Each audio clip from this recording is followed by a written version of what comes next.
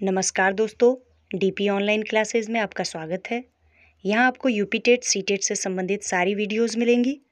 तो आइए देखते हैं आज की वीडियोस। टॉप 30 क्वेश्चन जो एग्जाम में सबसे ज्यादा पूछे जाने वाले चैप्टर यानी जीन पियाजे से पूछे जाते हैं। हर बहन हर भाई इस वीडियो को कंसंट्रेशन से वॉच करेंगे और पूरी तरीके से जीन पियाजे का सिद्धांत भी मैंने पढ़ाया है और आज हम पूरी तरीके से इनके क्वेश्चन कर लेते हैं। संख्या रहेगी पूरे 30 क्वेश्चंस रहेंगे यानी 30 क्वेश्चन चंद मिनटों के अंदर 10 से 12 मिनट के अंदर हम इन 30 क्वेश्चन जो एग्जाम में सबसे ज्यादा ट्रेंड करते हैं। जीन पियाजे से ज्यादा आपको कुछ भी इससे ज्यादा पढ़ने की जरूरत नहीं। पहला क्वेश्चन, पियाजे के अनुसार संज्ञानात्मक बाल विकास की कितनी अवस्थाएं हैं? हम ये उम्मीद करते हैं कि आप सभी ने पियाजे के सिद्धांत को पढ़ा होगा। अब बारी है आपके टेस्ट की। अगर आपने सभी सिद्धांत नहीं पढ़े हैं तो लिंक में नीचे दे दूंगा और उन सभी लिंक को क्लिक करके पूरी तरीके से हर सिद्धांत को 10 मिनट में पढ़ लेना है। पहला क्वेश्चन कह रहा है कि पियाजे के अनुसार संज्ञानात्मक बाल विकास की कितनी अवस्थाएं हैं? तो आंसर जाएगा ऑप्शन नंबर किसके साथ? बी के साथ। देखिए 4 अवस्थाओं में बांटा है। पहली अवस्था की बात करें तो संवेदीगामक अवस्था, दूसरी की बात करें तो पूर्व संक्रियात्मक अवस्था, तीसरी हमारी कौन सी है? मूर्त संक्रियात्मक अवस्था, और चौथी है अमूर्त या औपचारिक संक्रियात्मक अवस्था। चलें आगे। तो ये 4 अवस्थाएं पियाजे से संबंधित हैं और क्वेश्चन नंबर लेंगे दोस्तों सेकंड, ये रहा स्क्रीन पर। देखिए कह रहा है पियाजे की प्रथम अवस्था किस नाम से जानी जाती है? अच्छा क्वेश्चन है। कई बार एग्जाम में यह भी पूछा गया है कि पियाजे की जो प्रथम अवस्था है उसका जो क्राइटेरिया है कितने साल से कितने साल तक का है। तो ध्यान दीजिएगा, पियाजे की प्रथम अवस्था है वो है संवेदी पेशी अवस्था। इसको एक और नाम से जानते हैं, इसको इंद्रिय गामक अवस्था के नाम से भी जानते हैं। इसलिए दोनों चीजों को आपको याद रखना है कि संवेदीय पेशी अवस्था ऑप्शन में ना हो तो इंद्रिय गामक अवस्था हम लॉक करेंगे, क्योंकि जो इंद्रियों से बच्चा सीखता है उसे हम संवेदी पेशी या इंद्रिय गामक अवस्था कहलाती है। और याद आपको यह रखना है कि ये चारों अवस्थाएं जो मैंने अभी ऊपर डिस्कस करी हैं, यह पहली अवस्था होती है, यह पियाजे की दूसरी अवस्था होती है, यह पियाजे की तीसरी अवस्था होती है और यह पियाजे की चौथी अवस्था। यानी कुल टोटल 4 अवस्थाएं हैं पियाजे ने दी हैं और जिसमें पहली अवस्था संवेदी पेशी अवस्था या इंद्रिय गामक अवस्था मानी जाती है। क्वेश्चन नंबर थर्ड कह रहा है कि आयु 7 से 11 वर्ष है। मतलब पियाजे के अनुसार एक ऐसी अवस्था जो उम्र 7 से 11 वर्ष के क्राइटेरिया के मध्य आती है। तो आपको बता देना है कि कौन सी पियाजे की ऐसी अवस्था है जो 7 से 11 वर्ष का पूरी तरीके से यहां पर एग्जाम्पल है। तो आंसर जाएगा मूर्त संक्रियात्मक अवस्था। मैं आपको फिर से बता देना चाहता हूं कि जन्म से 2 साल होती है संवेदी गामक।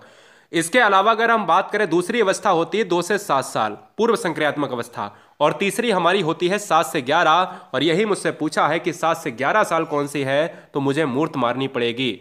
औपचारिक अवस्था होती है 11 या 12 से ऊपर की अवस्था हमारी जो जितनी भी होती हैं वो औपचारिक या अमूर्त संक्रियात्मक अवस्था कहलाती है। इसलिए इस क्वेश्चन का आंसर जाएगा ऑप्शन नंबर बी के साथ। आगे बढ़ेंगे क्वेश्चन नंबर 4। देखिए क्वेश्चन नंबर 4 आपसे कह रहा है कि औपचारिक संक्रियात्मक अवस्था, अभी अभी मैंने बताया है कि औपचारिक संक्रियात्मक अवस्था किस एज के क्राइटेरिया के बीच में आती है। तो आंसर जाएगा ऑप्शन नंबर, बताइए, डी के साथ चला जाएगा। क्यों? क्योंकि देखिए औपचारिक के साथ साथ हमें यह पता होना चाहिए कि हमारी ये अंतिम अवस्था है, यानी चौथी महत्वपूर्ण पियाजे की अवस्था है। और यह दोस्तों 11 या 12 वर्ष के बाद ही क्या होती है? ऊपर औपचारिक कहलाती है। इसके पहले कौन सी होती है तीसरी अवस्था? तो वो होती है मूर्त, जो मैंने ऊपर पढ़ी। वो कितने से होती है? 7 से 11 साल। ठीक है, चले आगे। चलिए देखिए दोस्तों क्वेश्चन नंबर 5। आवाज में थोड़ा सा परिवर्तन हो सकता है, इसके लिए क्षमा प्रार्थी हैं दोस्तों। Question number 5। स्वस्थ रहिए आप और मस्त रहिए। उम्मीद करेंगे कि देखिए महामारी के दौर में आपको परेशानी ना हो, हमारा कोई स्टूडेंट इससे संक्रमित ना हो, हम यही उम्मीद यही अभिलाषा करेंगे। क्वेश्चन नंबर 5, बालक विकास का जीन पियाजे के सिद्धांत का आधार है। अब ध्यान दीजिएगा, बालक विकास का जीन पियाजे के सिद्धांत का आधार है। तो मतलब कह रहा है कि कौन सा, अरे बालक के विकास में जीन पियाजे ने कौन सा सिद्धांत दिया है? मैं कहूंगा यार देखो, यहां पर मनोविश्लेषण सिद्धांत दिया है। तो जो दिया है किसने? सिगमंड फ्रायड ने दिया है। याद रखिएगा, सिगमंड फ्रायड ने कौन सा सिद्धांत दिया है? मनोविश्लेषण। नैतिक सिद्धांत किसने दिया है? नैतिक सिद्धांत दिया है मनोविज्ञान में यहां पर कोहल की बात करेंगे दोस्तों, कोहलबर्ग। ठीक है ना, कोहल वर्ग की बात करें तो यहां पर कोहल वर्ग ने सिद्धांत दिया है। मनोसामाजिक सिद्धांत किसने दिया है मनोविज्ञान में? मनोसामाजिक सिद्धांत दिया है एरिक्सन महोदय ने दिया है, ठीक है ना। इसके साथ ही संज्ञानात्मक विकास किसने दिया है? जीन पियाजे ने दिया है। तो यही क्वेश्चन का आंसर हो जाएगा ऑप्शन नंबर डी। आगे बढ़ेंगे क्वेश्चन नंबर 6 पर। पियाजे के अनुसार 4 से 8 माह में कौन सी अवस्था संज्ञानात्मक विकास के अंतर्गत आती है? याद रखिएगा 4 से 8 महीना मतलब ये तो कंफर्म है कि यह संवेदी गामक जो जन्म से 2 साल के बीच में जाती है, यानी संवेदी गामक का पार्ट है, ठीक है ना। संवेदी गामक का पार्ट क्यों है? क्योंकि जन्म से 2 साल के बीच में ही तो 4 से 8 महीना, यानी 4 से 8 महीने का बच्चा कितना छोटा होगा? बहुत छोटा होगा यार, शिशु होगा।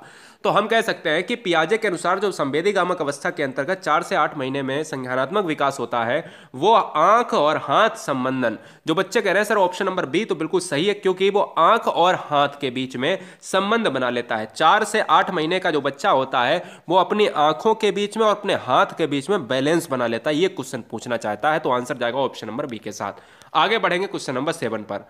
हमने इस वीडियो में वन लाइनर भी लिए हैं, आधे क्वेश्चन वन लाइनर कराएंगे। ध्यान दीजिएगा, संज्ञानात्मक विकास का पिता किसे कहा जाता है? देखिए, संज्ञानात्मक विकास, अवस्था का सिद्धांत, विकासात्मक सिद्धांत, ये सभी सिद्धांत अगर क्वेश्चन में पूछे जाएं तो आपको आंसर मारना है ऑप्शन नंबर क्या? सी के साथ। चैनल को सब्सक्राइब कर लें यदि आप पहली बार आए हैं वीडियो पर, क्योंकि हर बहन, हर भाई, हर शेर, हर शेरनी को हम केवल टीचर बनाते हैं, शिक्षक और शिक्षिका बनाते हैं। इसलिए केवल एक भर्ती पर हम फोकस करते हैं, वो भी एक मुद्दे के साथ, ओनली टीचर वैकेंसी। इसलिए हर बहन, हर भाई दिल खोलकर सब्सक्राइब करो, क्योंकि हम मार्ग से आपको नहीं भटकाते हैं। मिलियंस बच्चे पढ़ते हैं, कुछ तो खूबी होगी। जो नए बच्चे हैं, जो नई शिक्षिकाएं, जो नए शिक्षक बनने वाले हैं, सभी बहनें, सभी भाई सब्सक्राइब करें गुरुजी वर्ड। क्वेश्चन नंबर 8, पियाजे के सिद्धांत के अनुसार कौन सी अवस्था में बच्चों में उस चिंतन का विकास हो जाता है जो अनुत्क्रमणीयता होती है? अब याद रखिएगा, उस चिंतन का विकास, तो यहां पर जो बच्चे थोड़ा सा परेशानी उनको मिलती है, तो इस क्वेश्चन का जो आंसर एक्चुअल में जाएगा वो जाएगा ऑप्शन नंबर प्राक के साथ, यानी प्राक संक्रियात्मक के साथ चला जाएगा। प्राक संक्रियात्मक का दूसरा नाम होता है पूर्व संक्रियात्मक। जहां पर अनुत्क्रमणीयता आ जाए तुरंत आप पूर्व संक्रियात्मक, यानी आप 2 से 7 साल वाली एज स्टार्ट में लगानी है। अच्छा, चिंतन का विकास, आपको यह भी वर्ड परेशान होगा, चिंतन का विकास शुरू होता है और पूरा कब हो जाता है? पूरा लगभग 99% इसमें भी हो जाता है और 100% यहां पर होता आके है। तो फर्क क्या है? जब अनुत्क्रमणीयता आ जाए तो आपको पूर्व संक्रियात्मक या प्राक संक्रियात्मक या 2 से 7 साल एज लगानी है। आगे बढ़ेंगे क्वेश्चन नंबर 9 कह रहा है, यह क्वेश्चन बार बार एग्जाम में पूछा जाता है। इस क्वेश्चन को बहुत बार एग्जाम में पूछा गया है और कई बार बच्चों ने गलत किया है। देखिए, निम्नलिखित में से किसने बच्चों में वस्तु स्थैर्य को विकास, वस्तु स्थैर्य के विकास को समझने में, जब भी एक वर्ड आ जाए वस्तु स्थैर्य या वस्तु जो है स्थायित्व, ऐसे कोई भी वर्ड आपको दिमाग में आ जाए तुरंत आप क्या करना? पियाजे ढूंढ लेना और आंसर जाएगा ऑप्शन नंबर ए के साथ। अच्छा, एरिक्सन ने कौन सा सिद्धांत दिया है? तो एरिक्सन ने दोस्तों मनोसामाजिक सिद्धांत दिया है। इसको आपको बहुत याद रखना, कई बार पूछा गया है।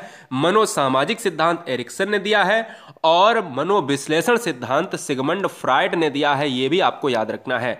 आगे बढ़ेंगे क्वेश्चन नंबर 10, निर्जीव वस्तुओं का सजीव गुण देने वाली प्रकृति का पियाजे ने क्या नाम दिया है? मतलब कह रहा है निर्जीव, निर्जीव का मतलब होता है जिसमें जान हो ही ना, यानी जो लिविंग थिंग्स के विपरीत हो, और ये सजीव का मतलब होता है सजीव, जीवन हो जिसमें, यानी जिसमें लिविंग थिंग्स हो, हम कहते हैं वो पियाजे ने नाम दिया है, क्या दिया है? सजीव चिंतन। ये बहुत इंपॉर्टेंट और बहुत सुंदर सा, बहुत ही सिंपल सा क्वेश्चन है।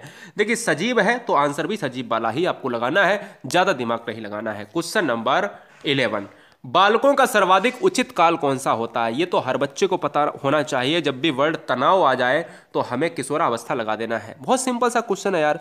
किशोरावस्था में क्यों लगाऊंगा? क्योंकि तनाव अवस्था है। अच्छा, ये क्वेश्चन कहाँ से लिया गया है? ये स्टैनले हॉल से लिया गया है। स्टैनले हॉल ने ये कहा था कि बच्चा जो है तनाव और प्रबल अवस्था में रहता है, वो हमारी एडोलसेंस की बात करेगा, क्या? किशोरावस्था की बात करेगा। चलेंगे आगे, बात करें क्वेश्चन नंबर 12, पूर्व संक्रियात्मक अवस्था पियाजे के अनुसार किस एज के क्राइटेरिया के बीच में आती है? मैंने कहा संवेदी गामक अवस्था जो होती है वो होती है जन्म से 2 साल होती है। इसके आगे हमारी पूर्व संक्रियात्मक होती है, तो 2 से मुझे 7 साल मारनी पड़ेगी कि नहीं मारनी पड़ेगी? और आंसर जाएगा गाइस बी के साथ। बहुत अच्छे। वीडियो केवल सुपर फास्ट होती है, इसलिए लाइक जरूर करें, क्योंकि मुद्दे की बात, कोई भी तमाशा, कोई भी यहाँ पर फालतू का काम नहीं होता है। क्वेश्चन नंबर 13 लेंगे दोस्तों यहाँ से क्या, हम यहाँ से लेंगे वन लाइनर के तौर पर, जो एग्जाम में काफ़ी पूछे जाते हैं। वन लाइनर के तौर पर हम 5 मिनट के अंदर हम 30 क्वेश्चन करेंगे, ध्यान दीजिएगा, यानी 13 से 30। तो बहुत कंसंट्रेशन के साथ ये क्वेश्चन रिपीट होते हैं, बहुत कंसंट्रेशन के साथ 13 से 30 तक आपको देखने हैं। पियाजे के अनुसार संज्ञानात्मक विकास की तृतीय अवस्था कौन सी है? तृतीय अवस्था भैया कौन सी है? पहली है संवेदीगामक, दूसरी है पूर्व संक्रियात्मक, तीसरी है मूर्त संक्रियात्मक। तो मुझे लगता है कि मूर्त संक्रियात्मक आना चाहिए। अच्छा, एज क्या होती है? 7 से 11 साल होती है। ठीक है, चलें आगे। जीन पियाजे के अनुसार अधिगम के लिए क्या आवश्यक है? जीन पियाजे के अनुसार अधिगम के लिए जो आवश्यक है ना, ये हर बच्चे को जानना चाहिए कि शिक्षार्थियों के द्वारा पर्यावरण की सक्रिय खोजबीन। अब डायरेक्ट इसका आंसर तो आप दे नहीं सकते थे, लेकिन हाँ मुझे ये कंफर्म पता है कि अगर आपके सामने ऑप्शन आएगा तो आप कंफर्म मार दोगे। याद रखना, सक्रिय जो है ना, जीन पियाजे ये पर्यावरण और सक्रिय हमेशा अपने परिभाषाओं में इस वर्ड को, इन दोनों वर्ड को यूज करते थे। ठीक है ना, तो जीन पियाजे के हमेशा परिभाषा में आपको ये दोनों वर्ड आपको यूज करने हैं, पर्यावरण और सक्रिय खोजबीन। आगे बढ़ेंगे। पियाजे के अनुसार 2 से 7 साल के बीच में एक बच्चा संज्ञानात्मक विकास की किस अवस्था में है? बड़ा अच्छा क्वेश्चन है, सुंदर सा प्रश्न है। ऐसी कौन सी अवस्था है पियाजे की जो 2 से 7 साल की अवस्था है? तो मैंने कहा जन्म से 2 साल की अवस्था संवेदीगामक, और 2 से 7 साल की अवस्था मतलब सेकेंड अवस्था तो पूर्व संक्रियात्मक होनी चाहिए। तो सिंपल सी बात है कि पूर्व संक्रियात्मक अवस्था 2 से 7 साल की अवस्था होती है ना। इसको प्राक संक्रियात्मक अवस्था भी कहते हैं, इसलिए कंफर्म आपको कर लेना है कि हमें कोई कंफ्यूज ना कर पाए एग्जाम में। ठीक है, आगे बढ़ेंगे।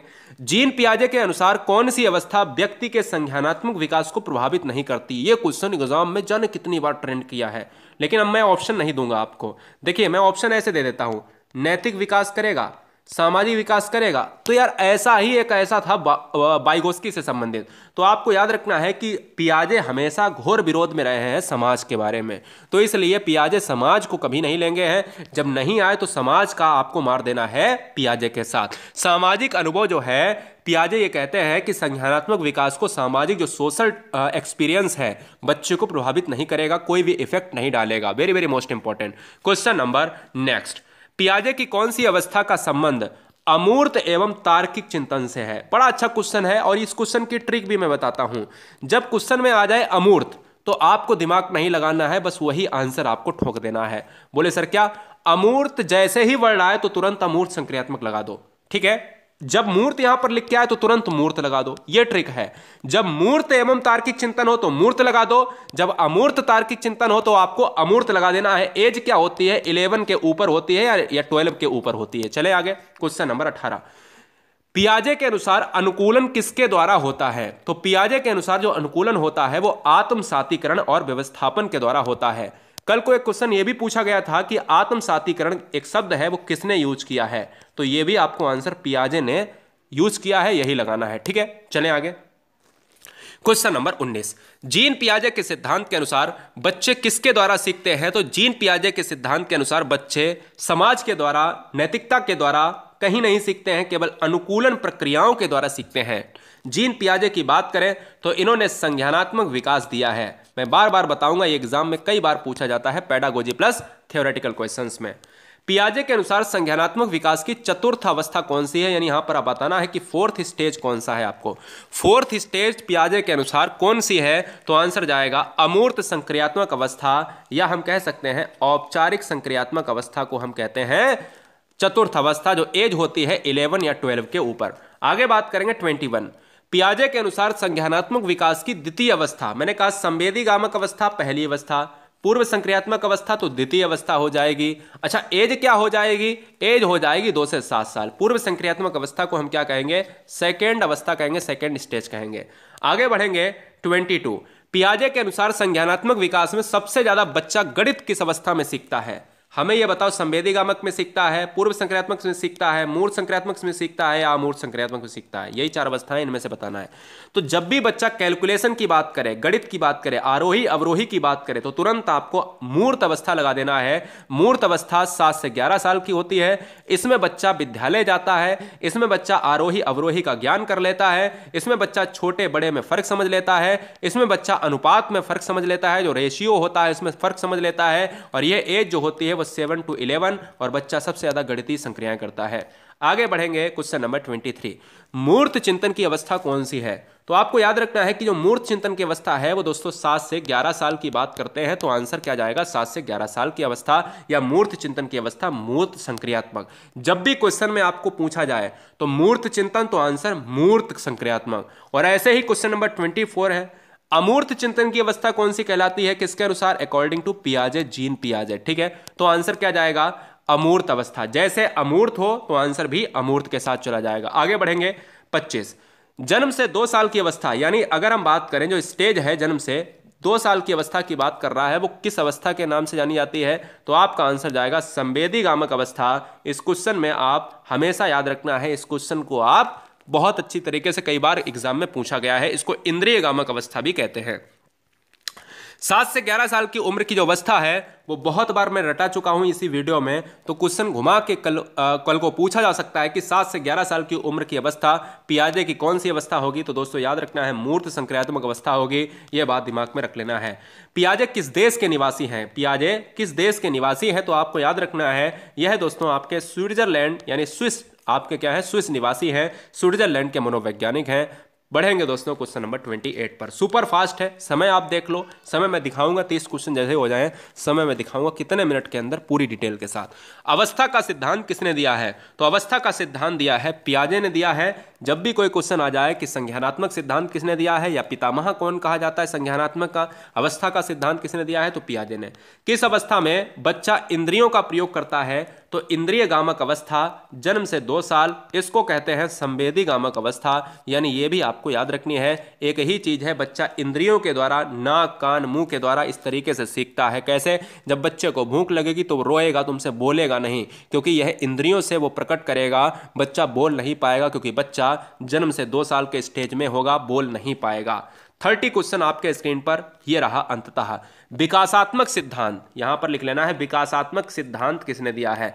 विकासात्मक सिद्धांत मनोविज्ञान में किसने दिया है? तो दोस्तों याद रखिएगा पियाजे के साथ। देखिए ईमानदारी से लाइक कर देना। ऐसे ही हमारे और वीडियोस देखने के लिए हमारे चैनल को लाइक करें, सब्सक्राइब करें